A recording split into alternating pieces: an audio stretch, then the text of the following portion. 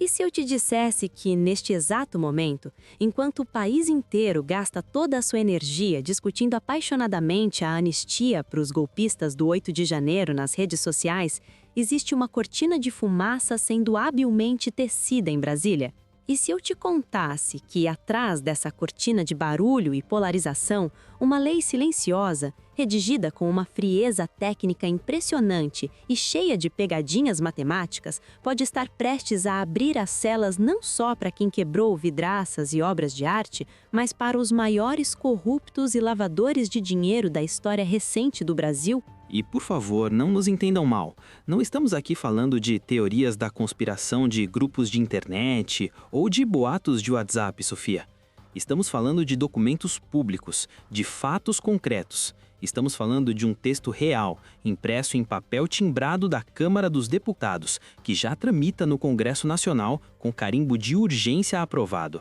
Um texto que tem o potencial nuclear de reescrever a história da nossa justiça penal, anular condenações transitadas em julgado e jogar no lixo décadas de avanços no combate à impunidade. Hoje, no Estopim, nós vamos fazer o trabalho sujo que a correria do dia a dia impede a maioria dos brasileiros de fazer. Nós vamos ignorar as manchetes fáceis, vamos ler as entrelinhas minúsculas, decifrar os códigos jurídicos e abrir de uma vez por todas a caixa de Pandora do que estão chamando inofensivamente de PL da dosimetria. Olá a todos! Sejam muito bem-vindos a mais um episódio de O Estopim. Eu sou o Alfredo Andrade. E eu sou Sofia Mendes. Se você é novo por aqui, sinta-se em casa. Este é o seu espaço de análise política, crítica e, acima de tudo, investigativa. A nossa regra de ouro aqui é simples. A gente nunca aceita a versão oficial de primeira. A gente não fica boiando na superfície rasa do noticiário diário. A nossa missão é cavar, investigar, cruzar dados e conectar os pontos invisíveis até encontrar a raiz podre do problema. Doa a quem doer. Exatamente, Sofia. E o buraco que vamos explorar hoje é bem mais fundo, escuro e perigoso do que parece à primeira vista. Nós vamos mergulhar nos detalhes técnicos, políticos e nas consequências devastadoras do projeto de lei número 2162 de 2023. Para quem gosta de nomes e sobrenomes, o autor da proposta é o deputado Marcelo Crivella, e a relatoria, ou seja, a mão que molda o texto final e decide o que entra e o que sai, está com o deputado Paulo Pereira da Silva, figura carimbada da política nacional, o conhecido Paulinho da Força. Pois é, Alfredo. E o que chama a atenção logo de cara, antes mesmo de entrarmos nos artigos complicados da lei, é a embalagem do produto, é o discurso oficial. Se você ligar a TV agora, ouvir o rádio no carro ou ler os jornais mais apressados, vai ouvir que esse projeto é um ato de benevolência, quase humanitário. Os defensores dizem que ele veio para trazer a tão sonhada pacificação nacional. Argumentam, com a voz mansa, que é uma medida necessária apenas para corrigir excessos e desproporcionalidades nas condenações do 8 de janeiro. Eles pintam um quadro onde tudo o que querem é justiça. Pacificação, correção de excessos, justiça, equilíbrio. Palavras bonitas, né? Quase poéticas, sedutoras. Elas apelam ao nosso senso de civilidade. Mas nós que cobrimos Brasília há tanto tempo sabemos que na política brasileira, quando o discurso é muito bonito, genérico e cheio de boas intenções, o diabo mora nos detalhes, ou melhor, nos parágrafos, incisos e alíneas que ninguém lê na hora da votação. E nós lemos o texto, Sofia. Lemos o substitutivo, o voto do relator, as notas de rodapé, as referências cruzadas, lemos tudo. E o que encontramos, Alfredo, nos deixou em estado de alerta máximo. O que está desenhado ali naquelas páginas não é apenas uma anistia velada para quem invadiu e depredou os três poderes. Isso, acreditem, é apenas a ponta visível do iceberg, a isca jogada para o debate público morder. O que está submerso é algo muito maior, mais abrangente e infinitamente mais perigoso para a sociedade brasileira como um todo. Nós identificamos 3 ameaças ocultas, 3 bombas relógio armadas nesse projeto que precisam ser expostas agora, antes que o cronômetro chegue ao zero. Olá a todos! Sejam muito bem-vindos a mais um episódio de O Estopim. Eu sou o Alfredo Andrade. E eu sou Sofia Mendes. Se você é novo por aqui, sinta-se em casa. Este é o seu espaço de análise política, crítica e, acima de tudo, investigativa. A nossa regra de ouro aqui é simples. A gente nunca aceita a versão oficial de primeira. A gente não fica boiando na superfície rasa do noticiário diário. A nossa missão é cavar, investigar, cruzar dados e conectar os pontos invisíveis até encontrar a raiz podre do problema. Doa a quem doer. Exatamente, Sofia. E o buraco que vamos explorar hoje é bem mais fundo, escuro e perigoso do que parece à primeira vista. Nós vamos mergulhar nos detalhes técnicos, políticos e nas consequências devastadoras do projeto de lei número 2162 de 2023. Para quem gosta de nomes e sobrenomes, o autor da proposta é o deputado Marcelo Crivella, e a relatoria, ou seja, a mão que molda o texto final e decide o que entra e o que sai, está com o deputado Paulo Pereira da Silva, figura carimbada da política nacional, o conhecido Paulinho da Força. Pois é, Alfredo. E o que chama a atenção logo de cara, antes mesmo de entrarmos nos artigos complicados da lei, é a embalagem do produto, é o discurso oficial. Se você ligar a TV agora, ouvir o rádio no carro ou ler os jornais mais apressados, vai ouvir que esse projeto é um ato de benevolência, quase humanitário. Os defensores dizem que ele veio para trazer a tão sonhada pacificação nacional. Argumentam, com a voz mansa, que é uma medida necessária apenas para corrigir excessos e desproporcionalidades nas condenações do 8 de janeiro. Eles pintam um quadro onde tudo o que querem é justiça. Pacificação, correção de excessos, justiça, equilíbrio. Palavras bonitas, né? Quase poéticas, sedutoras. Elas apelam ao nosso senso de civilidade. Mas nós que cobrimos Brasília há tanto tempo sabemos que na política brasileira, quando o discurso é muito bonito, genérico e cheio de boas intenções, o diabo mora nos detalhes, ou melhor, nos parágrafos, incisos e alíneas que ninguém lê na hora da votação. E nós lemos o texto, Sofia. Lemos o substitutivo, o voto do relator, as notas de rodapé, as referências cruzadas, lemos tudo. E o que encontramos, Alfredo, nos deixou em estado de alerta máximo. O que está desenhado ali naquelas páginas não é apenas uma anistia velada para quem invadiu e depredou os três poderes.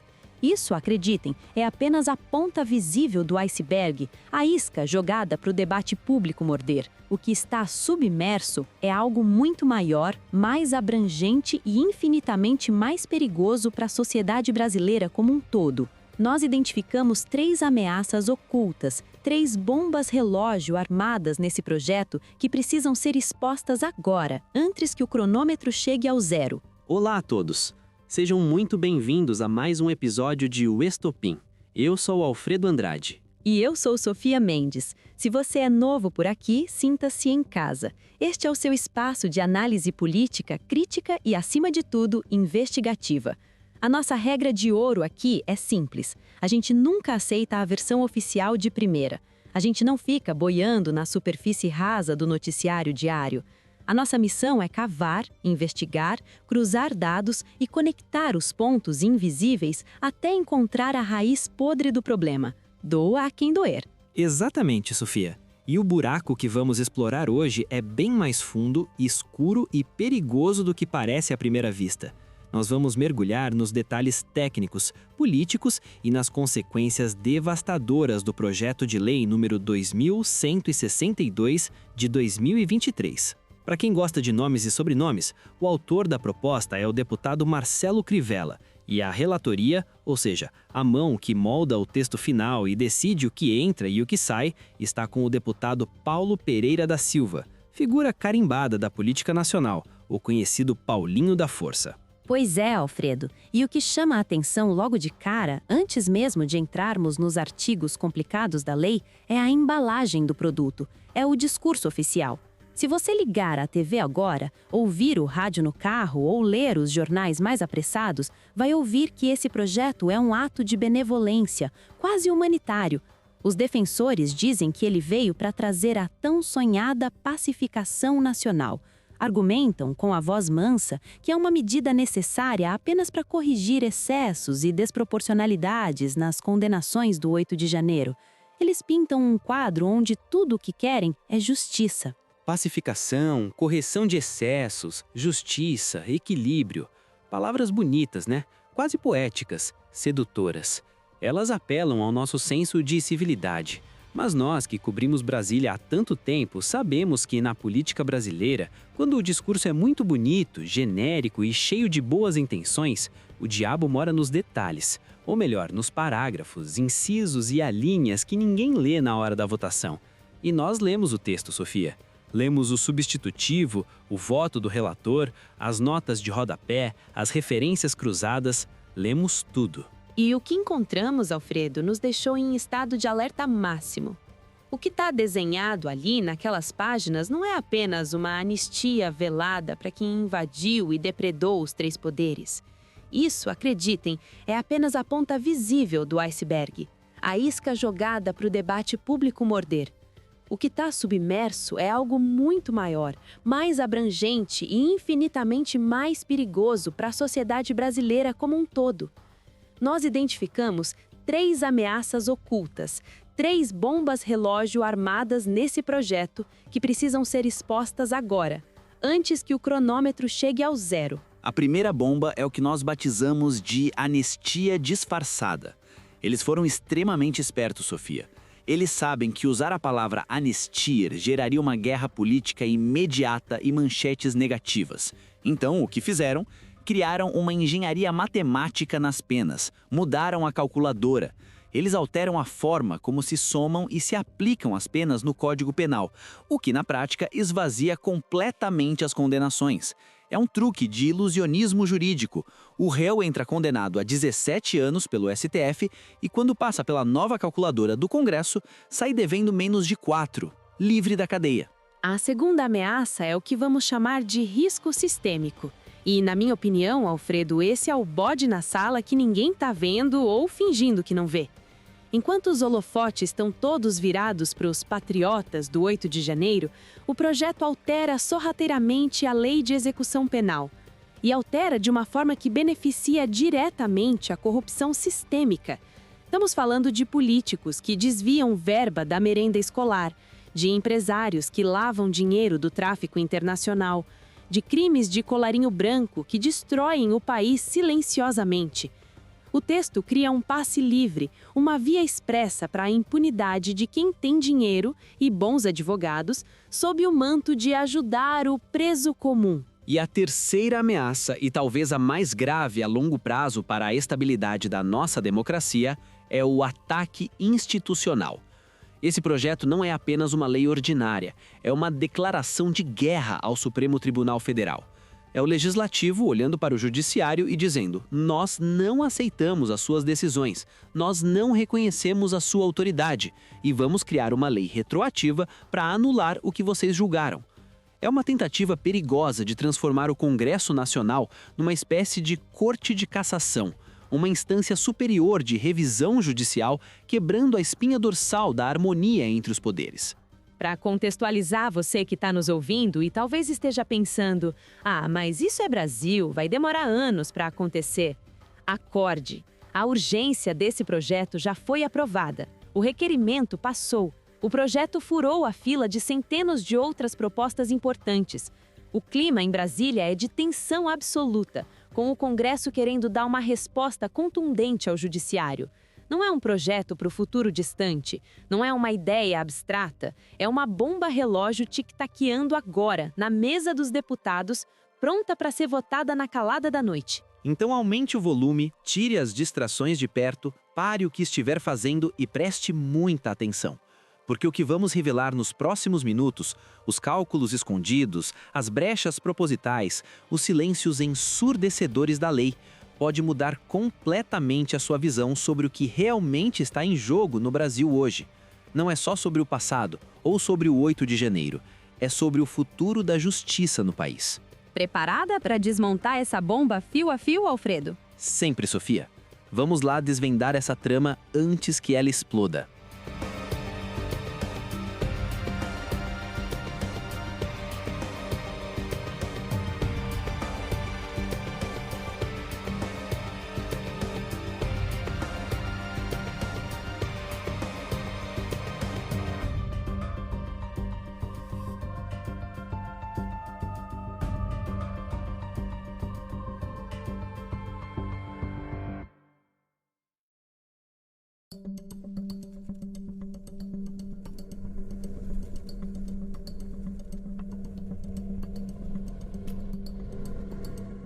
Muito bem, Sofia. Vamos começar desmontando a primeira bomba desse campo minado, que é o PL da dosimetria. Aquela que está na vitrine do projeto, a mais visível e, ironicamente, a mais difícil de ser compreendida por quem não tem um diploma de direito penal na parede. Vamos falar da matemática da impunidade. Matemática da impunidade. O nome já diz muito, Alfredo, e soa assustador. Mas explica para quem está nos ouvindo agora, como é que uma lei que se diz feita apenas para ajustar penas e corrigir exageros consegue operar um milagre jurídico? Como ela consegue transformar criminosos condenados a quase 2 décadas de prisão em cidadãos livres em tempo recorde? Qual é o truque de mágica por trás desses números? O truque, Sofia, é uma verdadeira aula de ilusionismo legislativo. Para entender a mágica, a gente precisa primeiro olhar para a realidade, voltar um passo atrás e entender como as coisas funcionam hoje, lá no Supremo Tribunal Federal. Quando o STF julgou os réus do 8 de janeiro, os ministros não inventaram a roda. Eles aplicaram uma regra básica, fundamental do nosso Código Penal, chamada concurso material. Concurso material. Só técnico, jurídico demais, mas a lógica por trás disso é simples, não é? Exatamente. É a lógica da soma pura e simples, a aritmética que a gente aprende na escola. Vamos usar um exemplo prático para ficar cristalino. Imagine que um indivíduo decide cometer uma série de crimes numa única tarde. Ele entra numa loja, quebra a vitrine com uma barra de ferro, invade o local, rouba todo o dinheiro do caixa e na saída ainda agride o segurança que tentou impedi-lo. Ele cometeu 3 crimes distintos, certo? Dano ao patrimônio, roubo e lesão corporal. No sistema do concurso material, o juiz pega o Código Penal, calcula a pena justa para o dano, a pena justa para o roubo e a pena justa para a lesão. E no final, ele soma. É 1 mais 1 mais 1, igual a 3. Simples assim. Ou seja, cada crime tem o seu peso, a sua consequência individual. Se você cometeu 5 crimes graves naquela tarde fatídica de domingo em Brasília, golpe de Estado, abolição violenta do Estado Democrático de Direito, dano ao patrimônio público, deterioração de patrimônio tombado, associação criminosa, você paga por cada um deles. Não tem desconto por atacado. E foi exatamente assim, somando tijolo por tijolo, crime por crime, que o STF chegou àquelas penas de 17 anos que vimos estampadas nas manchetes. Perfeito, Sofia. 17 anos de regime fechado. Uma pena dura, exemplar, proporcional à gravidade de tentar derrubar um governo eleito. Mas é exatamente aqui, nesse ponto nevrálgico, que entra o pulo do gato do PL da dosimetria. O deputado Paulo Pereira da Silva e o autor Marcelo Crivella propõem com uma canetada cirúrgica e silenciosa mudar essa regra do jogo especificamente para esses casos. Eles criaram um novo artigo, o artigo 359-MA, que diz o seguinte: para esses crimes específicos contra o Estado Democrático de Direito, o juiz está, pasmem, proibido de somar as penas. Proibido de somar? Mas como assim? Se o réu cometeu 5 crimes, vai pagar só por 1? Qual é a alternativa que eles propõem? Eles vão simplesmente ignorar os outros delitos? Não exatamente ignorar, Sofia, mas diluir, misturar. O projeto obriga ao uso de um outro sistema, chamado concurso formal. Nesse sistema, em vez de somar tudo, o juiz é obrigado a pegar apenas a pena do crime mais grave que o réu cometeu, digamos o golpe de Estado, e aplicar um pequeno aumento, uma fração, que varia de 1/6 a metade, dependendo do número de crimes cometidos. É como se os outros crimes virassem apenas um agravante, um detalhe, e não condutas independentes. Pera, deixa eu ver se eu entendi a conta, porque isso muda tudo. Em vez de somar, por exemplo, 10 anos de um crime com 5 anos de outro e chegar a 15 anos de cadeia, o juiz pegaria os 10 anos do crime maior e aumentaria, digamos, 1/6. Isso daria algo em torno de 12 anos no total? Exatamente, Sofia. Você pegou o espírito da coisa. Só com essa mudança técnica, aquela pena original de 17 anos já despenca para cerca de 14 anos. Já é uma redução brutal, de 3 anos a menos. Mas eles não pararam por aí. Se fosse só isso, muitos desses réus ainda continuariam presos por um bom tempo, cumprindo pena em regime fechado. O projeto precisava de mais, precisava de uma garantia de liberdade, de uma chave de cadeia. E é aí que entra o segundo truque, o que eu chamo de atenuante da multidão. Atenuante da multidão? Isso soa completamente contraditório, Alfredo. Geralmente, no direito e no senso comum, Quando um crime é cometido em bando, em quadrilha, por uma turba enfurecida, a justiça entende que ele é mais perigoso, mais difícil de combater, mais aterrorizante para a sociedade. Linchamentos, arrastões, depredações em massa, a lógica sempre foi a de que a união para o mal agrava a pena, não o contrário. Pois é, Sofia. No mundo real é assim, mas no mundo mágico e invertido desse projeto de lei, a lógica foi virada de cabeça para baixo. Eles criaram o artigo 359-V. Esse artigo diz, com todas as letras, que se os crimes contra o Estado Democrático de Direito forem praticados em contexto de multidão, a pena do réu deve ser reduzida. E não estamos falando de uma redução pequena, de alguns meses. Estamos falando de uma redução drástica que pode ir de 1/3 a 2/3 da pena total. 2/3? Você está me dizendo que o fato de o sujeito ter invadido o Congresso Nacional junto com outras 1000 pessoas vira um bônus, um prêmio para ele sair mais cedo da cadeia? É como se a lei dissesse: ah, tudo bem, já que estava todo mundo fazendo, já que era uma festa, então não foi tão grave assim. É a banalização do crime coletivo. É exatamente essa a mensagem, Sofia. É a institucionalização do efeito manada como tese de defesa jurídica. Eu não fiz nada, foi a multidão. Agora vamos fazer a conta final, o resultado dessa equação macabra. Pegue aquela pena, que já tinha caído de 17 anos para 14 anos com o truque do concurso formal. Agora aplique a redução máxima de 2/3 por causa da multidão. Sabe quanto sobra na calculadora do juiz? Se tirarmos 2/3 de 14, sobra apenas 1/3. 1/3 de 14 dá algo em torno de 4 anos e meio. É isso mesmo? Bingo, 4 anos e 8 meses. De 17 anos em regime fechado, numa penitenciária de segurança máxima, pagando por tentar destruir a democracia, para menos de 5 anos. E com uma pena dessa, Sofia, a realidade é ainda mais chocante. Dependendo das condições do réu, se for réu primário, ele nem pisa no regime fechado. Ele pode ir direto para o regime semiaberto, ou, com bons advogados, até cavar um regime aberto com tornozeleira eletrônica no conforto de casa. Isso é assustador, Alfredo. É uma anistia de fato, concreta, sem precisar ter a coragem política de escrever a palavra anistia no papel e assumir o desgaste público. Eles esvaziam a punição por dentro, como um cupim comendo a madeira de um móvel, deixando só a casca da condenação para inglês ver, enquanto a estrutura da justiça desmorona. E o mais perverso de tudo isso, Sofia, é o discurso oficial, o texto que justifica a lei. O relator, no seu voto, chega a citar Aristóteles. Ele fala em virtude e meio termo. Mas eu pergunto aos nossos ouvintes, que meio termo é esse que transforma uma tentativa de golpe de Estado, um crime gravíssimo, numa infração leve, punida quase como um furto simples? Que proporcionalidade é essa que diz que destruir o patrimônio público em bando, com violência, é menos grave do que fazer isso sozinho? É a matemática da impunidade, Alfredo. Uma calculadora viciada, programada para dar sempre o resultado 0 ou quase 0 para quem atenta contra a democracia. E se você que está nos ouvindo acha que esse é o pior que esse projeto tem para oferecer, prepare-se. Respire fundo, porque no próximo bloco nós vamos mostrar que os golpistas do 8 de janeiro são apenas a cortina de fumaça, o boi de piranha.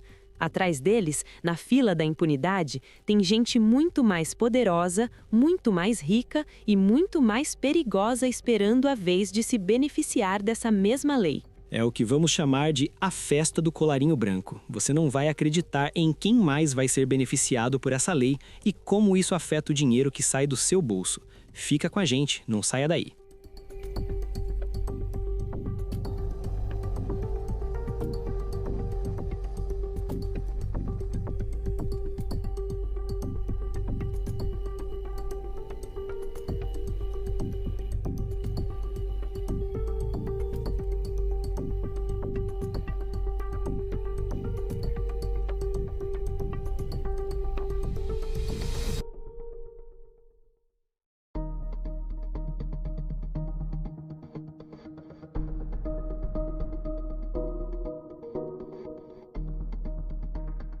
Até agora, nós dedicamos nosso tempo a falar dos golpistas, dos vândalos, daquelas imagens chocantes de destruição que rodaram o mundo e marcaram a nossa memória.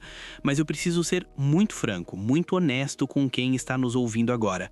Se você achou que a matemática da impunidade para os invasores do Congresso era o fundo do poço, eu sinto te dizer, mas o buraco é muito, muito mais embaixo. Alfredo, você está me dizendo que existe algo pior, mais perigoso do que reduzir penas de quem tentou dar um golpe de Estado? O que pode ser mais grave do que isso para nossa democracia? O que é mais grave, Sofia, é o que está escondido nas entrelinhas, aquilo que ninguém está falando, o que não aparece nas manchetes principais. Enquanto todos os holofotes da mídia, todas as discussões acaloradas nas redes sociais e toda a indignação pública estão focados quase exclusivamente na anistia para o 8 de janeiro, o PL da dosimetria opera uma mudança silenciosa, técnica, quase cirúrgica na Lei de Execução Penal, a nossa velha conhecida LEP. E essa mudança, Sofia, acredite em mim, não foi desenhada pensando no patriota que invadiu o Congresso com uma bandeira nas costas. Ela foi desenhada sob medida, como um terno de alta costura, para uma outra classe de criminosos, a elite do crime. Você tá falando dos crimes de colarinho branco, não é? Daqueles que não sujam as mãos de sangue, mas destroem o país com a caneta? Corrupção, lavagem de dinheiro, desvio de verba pública, peculato? Exatamente, Sofia. Estamos falando do crime que mata silenciosamente nos hospitais sem remédio e nas escolas sem merenda. E para entender como essa mágica da impunidade funciona, a gente precisa falar de uma regra técnica, mas vital para a justiça: a progressão de regime. É um mecanismo que permite ao preso sair do regime fechado, cadeia mesmo, para o semiaberto, trabalha de dia, dorme na prisão, e depois para o aberto, casa. Em 2019, o pacote anticrime endureceu essas regras, tornando mais difícil e demorado para criminosos graves saírem da cadeia. Foi um avanço, mas o PL da dosimetria quer voltar no tempo, quer desfazer esse avanço. E como eles fazem isso, Alfredo? Eles mudam os percentuais de novo? Eles criam uma nova tabela? Eles fazem algo mais sutil e perverso. O texto do projeto altera o artigo 112 da LEP. Ele restabelece a regra antiga, a famosa e benevolente fração de 1/6. O texto diz, com todas as letras, preto no branco, a pena privativa de liberdade será executada em forma progressiva quando o preso tiver cumprido ao menos 1/6 da pena no regime anterior. 1/6? Isso é muito pouco, Alfredo. Deixa eu ver se eu entendi. Se a pena é de 6 anos, com 1 ano o sujeito já progride? Mas o texto não cria exceções? Não tem regras mais duras para crimes graves, para garantir que quem cometeu atrocidades fique mais tempo preso? Tem sim, Sofia, e é aí, exatamente nesse ponto, que mora o perigo e a hipocrisia. O texto cria exceções rigorosas, frações de 25%, 30%, até 50% ou 70% para crimes cometidos com violência ou grave ameaça à pessoa, como homicídio, latrocínio, estupro, sequestro. Ou seja, para o crime violento, para o bandido da esquina, para o ladrão de rua, a lei continua dura. Mas, Sofia, eu te pergunto e pergunto a quem está nos ouvindo: onde estão os crimes contra a administração pública nesse texto? Onde está a corrupção passiva? Onde está a lavagem de dinheiro? Onde está o peculato? Eles não estão lá, Alfredo? O texto não menciona esses crimes nas exceções de rigor? Não, o texto mantém um silêncio sepulcral, um vácuo estratégico sobre eles. E no direito penal, a regra é clara: o que não é proibido ou excepcionado especificamente cai na regra geral. E qual é a regra geral desse projeto bondoso? 1/6. Como corrupção, lavagem de dinheiro e peculato são crimes cometidos sem violência física direta, eles usam influência, a fraude, a caneta, não a arma na cabeça da vítima. E não são considerados crimes hediondos pela lei atual, eles caem automaticamente, sem escalas, na vala comum da regra mais benéfica possível. Isso é inacreditável, Alfredo. Isso é revoltante. Então você está me dizendo que um político que desvia milhões da saúde, dinheiro que poderia comprar respiradores, vacinas, leitos de UTI e salvar milhares de vidas, vai ter o mesmo tratamento ou até um tratamento melhor e mais rápido do que um ladrão de galinha ou um assaltante de celular? Vamos desenhar um cenário hipotético, mas muito realista, para ficar cristalino para todo mundo, Sofia. Vamos criar um personagem, o deputado corrupto. Digamos que ele foi investigado, processado e condenado a uma pena exemplar de 12 anos de prisão em regime fechado por corrupção passiva e lavagem de dinheiro. Uma pena alta, certo?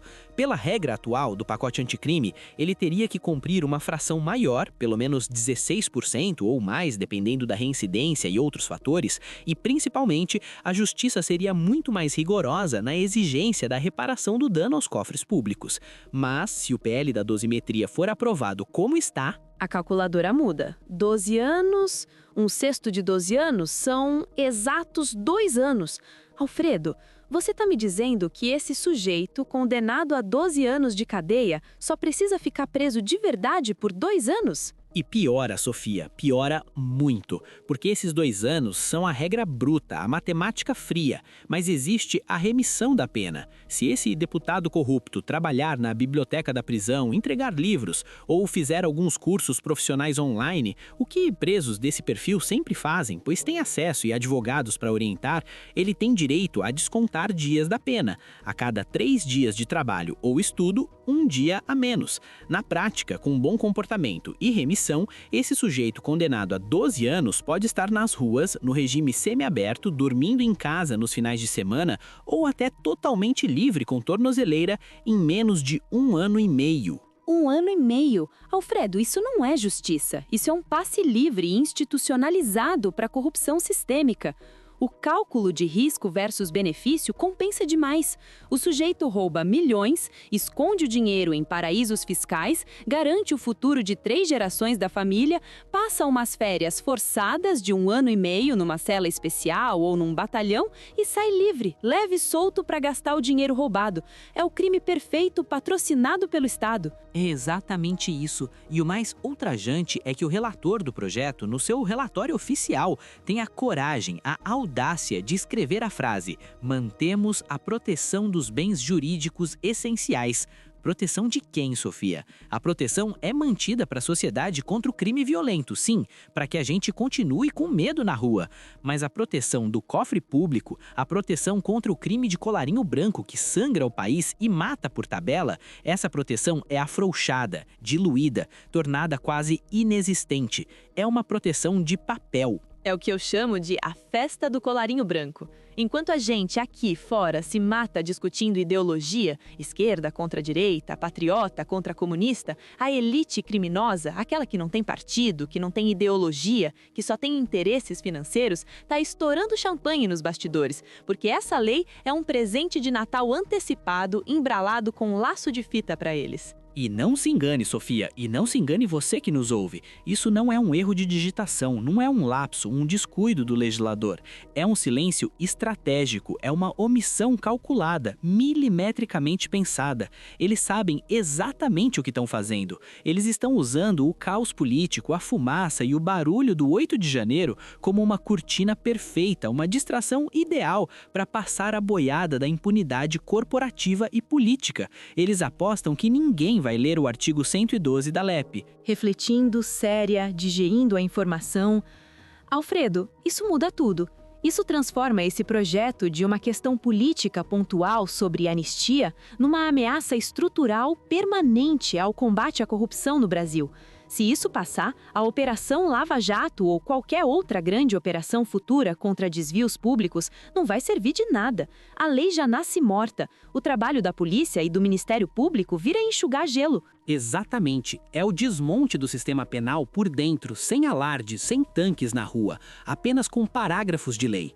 E se você acha que a crise para por aí, que já viu tudo, respire fundo. No próximo bloco, nós vamos falar de algo ainda mais profundo e perigoso para a estabilidade do país. Vamos falar de como esse projeto não ataca apenas a lei penal, mas ataca as próprias instituições da República. Vamos falar da guerra declarada, aberta, entre o Congresso Nacional e o Supremo Tribunal Federal, e como isso pode jogar o Brasil em uma insegurança jurídica absoluta, onde nenhuma decisão judicial é definitiva. A guerra institucional, o choque entre poderes, é o tema explosivo do nosso próximo bloco. Não saia daí, não troque de canal, porque a gravidade do que vamos revelar só aumenta a cada minuto.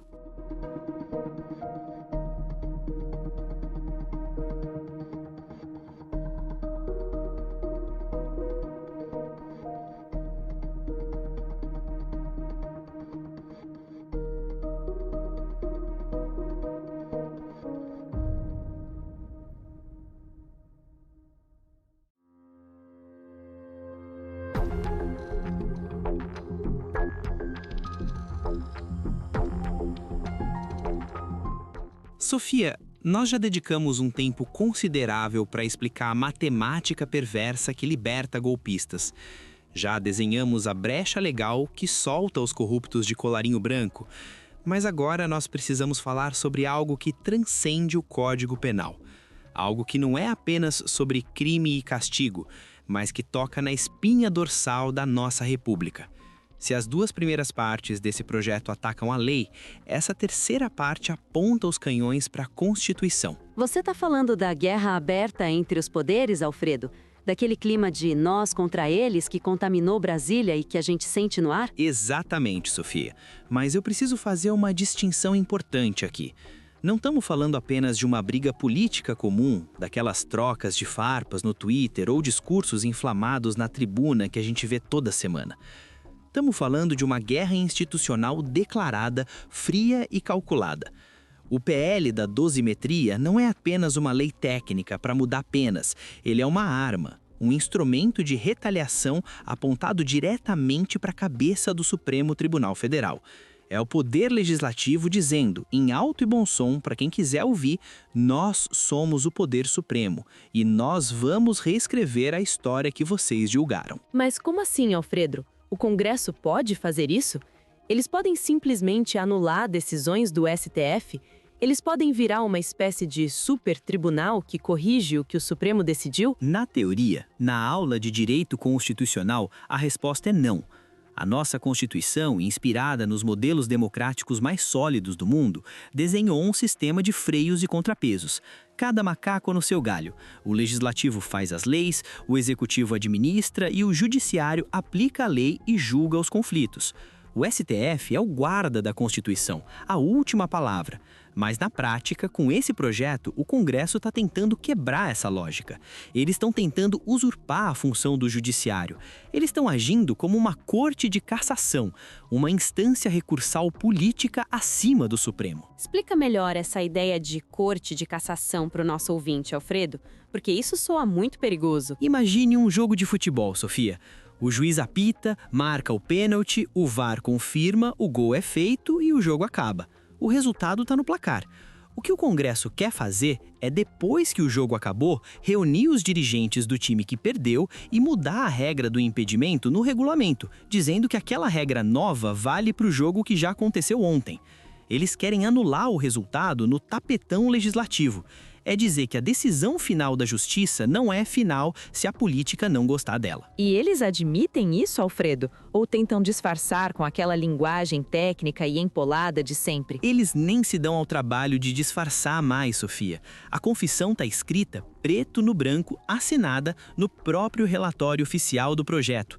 Eu separei um trecho aqui e vou ler pausadamente para você e para os nossos ouvintes, porque é chocante a sinceridade do ataque.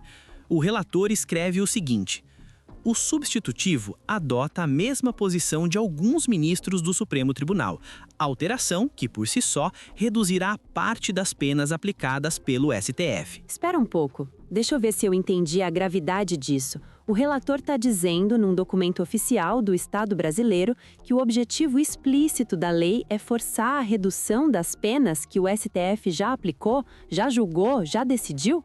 Ele está admitindo que quer mudar o passado? É exatamente isso. Eles olharam para o julgamento, viram que a maioria do tribunal condenou os golpistas a penas duras e disseram, não aceitamos.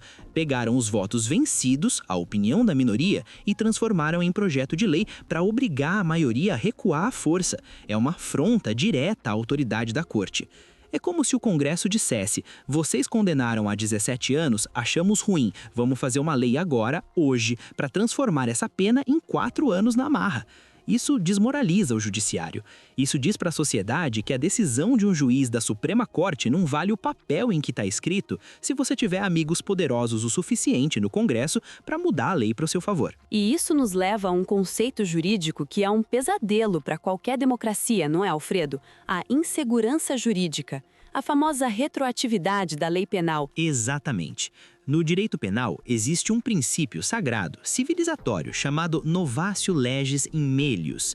Parece latim complicado, mas a ideia é simples, humana e justa. Se uma lei nova é mais benéfica para o réu, ela retroage, ela volta no tempo para alcançar fatos passados. Isso foi criado para proteger o cidadão comum contra abusos do Estado, para que ninguém fique preso por algo que deixou de ser crime ou que a pena diminuiu. Mas aqui, nesse contexto, esse princípio nobre está sendo sequestrado e usado como uma arma de política de destruição de massa de sentenças. Deixa eu desenhar o tamanho do problema para quem está nos ouvindo, Alfredo. Se essa lei for aprovada hoje, ela não vale só para os crimes que vão acontecer amanhã ou ano que vem. Ela vale para o 8 de janeiro de 2023. Ela vale para Lava Jato. Ela vale para tudo o que aconteceu antes? Vale para tudo, Sofia, sem exceção. Se aprovado, esse projeto obriga o judiciário brasileiro a parar tudo o que está fazendo.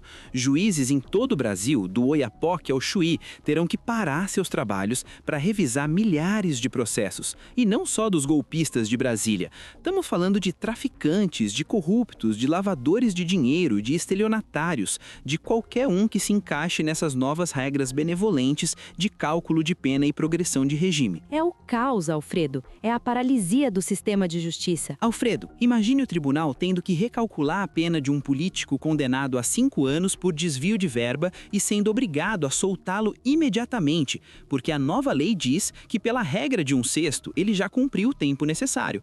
O juiz não tem escolha. A lei manda, o juiz cumpre.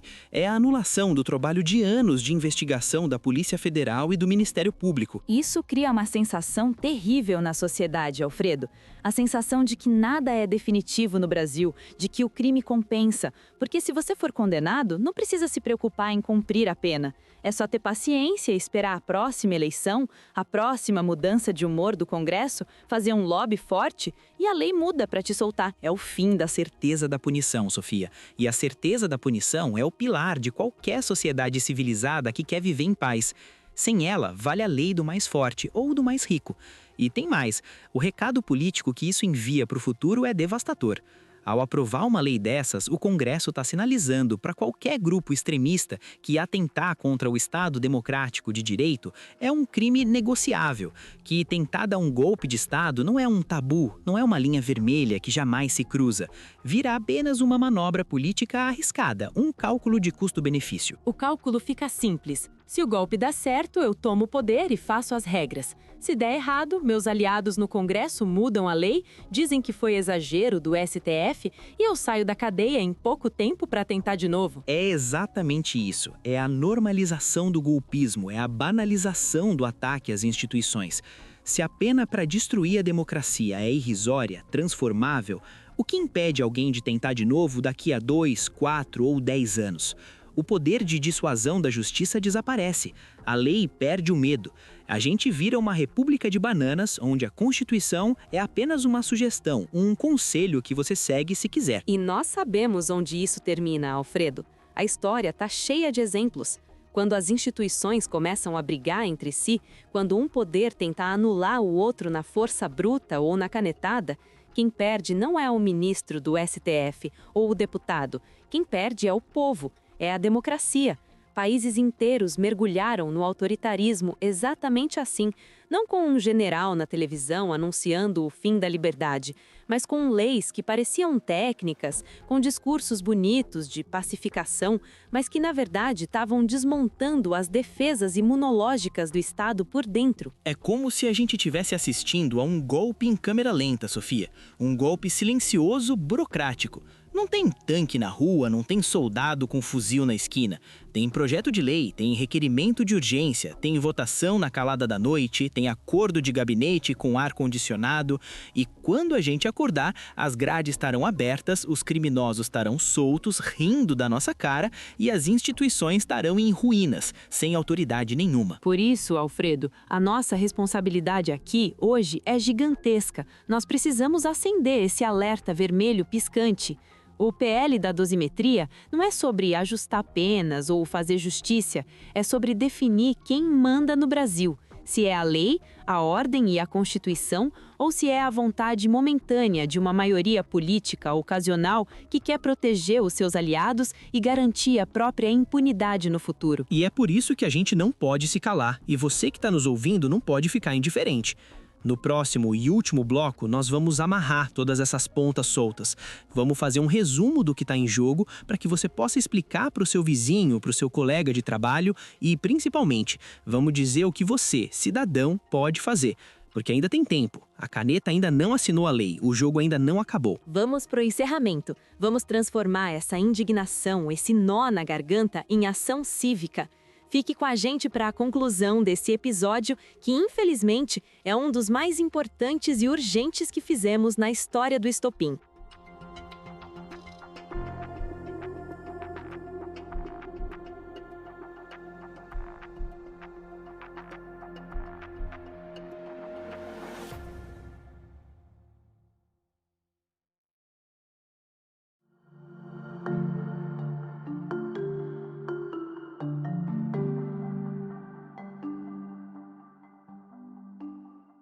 Chegamos ao final dessa jornada. Nós abrimos a caixa de Pandora, desmontamos a matemática da impunidade, revelamos a festa do colarinho branco e expusemos a guerra declarada entre os poderes. Mas agora é hora de amarrar todas essas pontas e olhar para o futuro. É verdade, Alfredo. E a pergunta que fica ecoando na minha cabeça, e tenho certeza que na de quem nos ouve, é: qual é o preço da tal pacificação que eles tanto prometem? Será que vale a pena sacrificar a justiça, rasgar o Código Penal e desmoralizar nossas instituições para acalmar os ânimos de um grupo político? Essa é a pergunta de $1 milhão, Sofia. E a resposta, infelizmente, parece ser um rotundo não. O que vimos hoje é que o PL 2162 de 2023 não é um acordo de paz, é uma rendição. Ele vende a paz, mas entrega a impunidade. Se esse projeto for aprovado, o Brasil não estará virando a página do 8 de janeiro. Estará arrancando essa página do livro da história e fingindo que ela nunca existiu. E pior, estará rasgando o Código Penal para garantir que, no futuro, quem tentar destruir a democracia tenha a certeza de que o crime compensa. Vamos recapitular o que descobrimos hoje para que ninguém esqueça. Primeiro, a anistia disfarçada, uma manobra matemática que transforma penas de 17 anos em menos de 5, livrando golpistas da cadeia sem precisar usar a palavra anistia. Segundo, o risco sistêmico, a alteração na regra de progressão de regime que beneficia corruptos e lavadores de dinheiro, permitindo que eles voltem para as ruas cumprindo apenas 1/6 da pena. E terceiro, o ataque institucional, a tentativa do Congresso de anular decisões do STF e criar uma insegurança jurídica que pode paralisar o país. É um pacote completo de retrocesso, Sofia. E o mais assustador é que ele está tramitando em regime de urgência. Isso significa que a qualquer momento pode ser votado e aprovado enquanto a gente dorme. Mas nós não vamos dormir, Alfredo, e esperamos que você, que nos ouviu até aqui, também não. Se você ficou indignado com o que ouviu hoje, se você acha que a justiça não pode ser negociada em gabinetes, você precisa agir. Domingo, o Brasil estará nas ruas contra a PL da dosimetria. Precisamos pressionar o Senado Federal a não aprovar esse projeto que é uma vergonha para o Brasil. Você também pode compartilhar este episódio.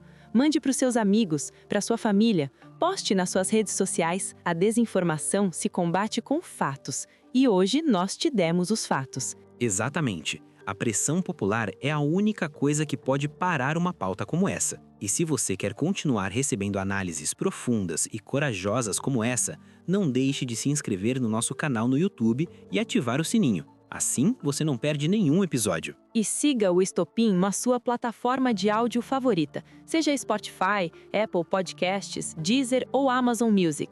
A sua audiência é o nosso combustível para continuar investigando o que ninguém quer que seja investigado. E falando em investigar o que ninguém quer, Sofia, o que nós temos para o próximo episódio? Alfredo, no próximo episódio, o Raul Silva vai tocar em outro vespeiro. Ele vai falar sobre fé e poder. O tema será A Bíblia também é deturpada, fundamentalismo e política. O Raul vai mostrar como passagens bíblicas são reinterpretadas, tiradas de contexto e usadas como armas para justificar políticas racistas, misóginas e autoritárias, inclusive aqui no Brasil. Ele vai desvendar como a religião tem sido usada como instrumento de manipulação política. Você não vai querer perder. Promete ser explosivo. Então é isso, pessoal. Muito obrigado pela companhia, pela atenção e, sobretudo, pela confiança. Nós somos o Estopim e nós vamos continuar acendendo a luz onde eles querem escuridão. Até a próxima!